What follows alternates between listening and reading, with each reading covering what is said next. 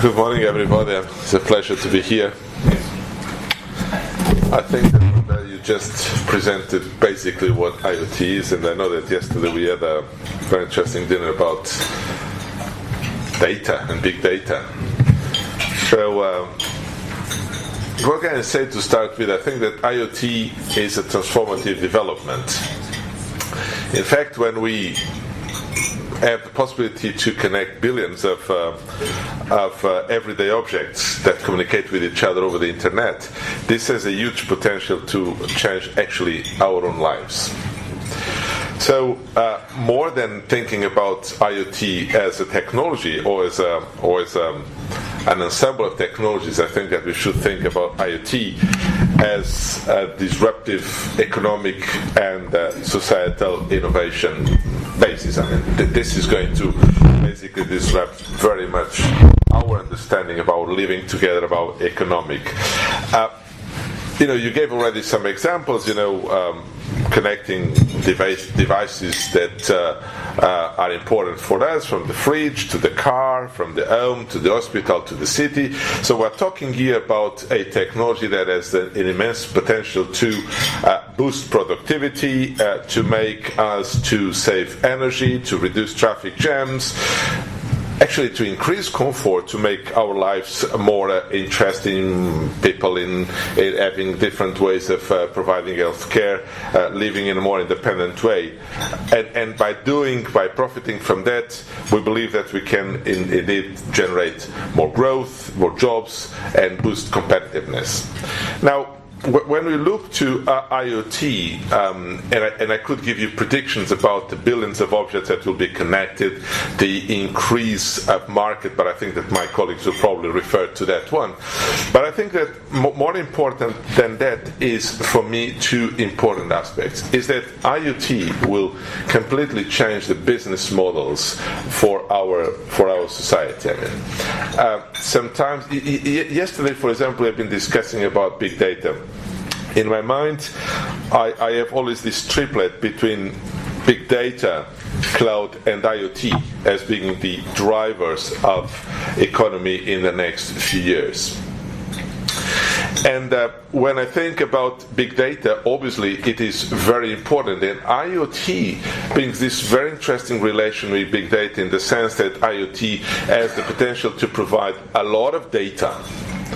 But more than just allowing us, through the big data, to do data analytics, to promote this intelligence out of the gathered data, IoT will allow us to act in the objects and therefore change processes, change the way we do things in our society. So it is before and after the aspects of big data, and so bears a very strong relation with that one. Equally with cloud, I think that cloud will be the place where the communication between individuals, enterprises, and public authorities will take place, and therefore, the processing of data, the storing of data, the computing of this data, and again, serving the purpose of IoT is very complementary and very fundamental. IoT is not just a technology, it's an ensemble of technologies. It brings from cyber-physical to the sensors that are energy friendly, up to the communications network, up to the development of a vibrant app economy, and therefore promoting innovation. And this is the beauty of IoT, is that it is not just something that we can put here or there, it's something that cuts across. And is therefore something that has the potential to bring the value chain very much integrated from the development of more hardware and sensors and cyber-physical to this process of communicating and getting this mass of objects together, of developing intelligence, promoting data mining, data analytics, etc., and then acting through the objects in our everyday life in a way that changes, like I said, boosts productivity or changes simply the way we live together. So this aspect of cutting across is very fundamental for us. But I said that probably more than a technology or an ensemble of technologies, IoT will change business models. we are used to traditional business models. We have large integrating companies. They are going to operate in a number of vertical sectors. With IoT, we have the enormous potential, and I said it because of the app economy, to gather this open data, combine and recombine it, offer applications, apps to either business to business, business to individuals, or just simple citizens.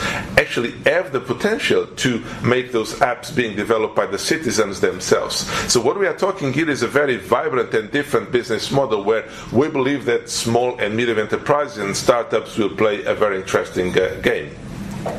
So disruption from the point of view of business models, very strong potential for helping innovation in Europe.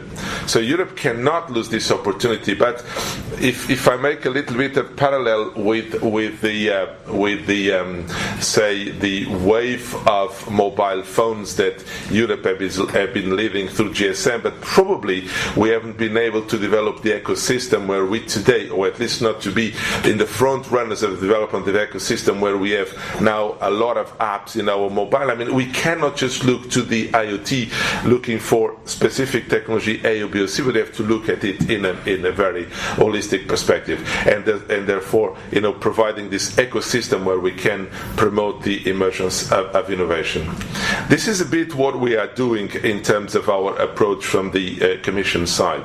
So in one sense, we are not just looking to one or the other technology, we are looking to IoT as a cutting across, looking to this ensemble of technologies and ensemble of value added that each one of the actors in this very long chain of actors can extract from the IoT, and we are promoting this. This is the point we have now a call just open, where we are trying to foster the innovation, bringing relations between established industry, new startups to develop IoT innovation ecosystems, and basically promoting the confluence of smart cities, integration of smart cities, cyber physical, smart networks, etc.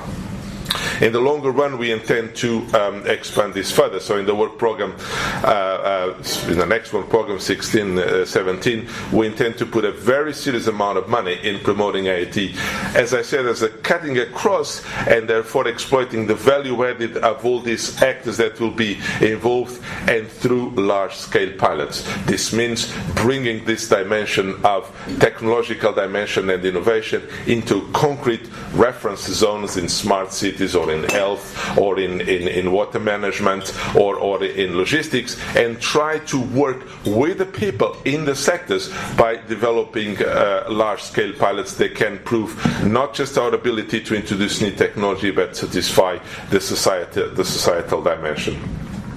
That's what I wanted to share with you, but I want just to conclude by highlighting a few things that are important. So, very good complementarity between IoT and big data. Very important big data for IoT with a supplementary dimension of influencing the things in the society. Capturing data, but acting in sensors, etc., acting and changing the processes. Very important, the dimension of digitization of industry.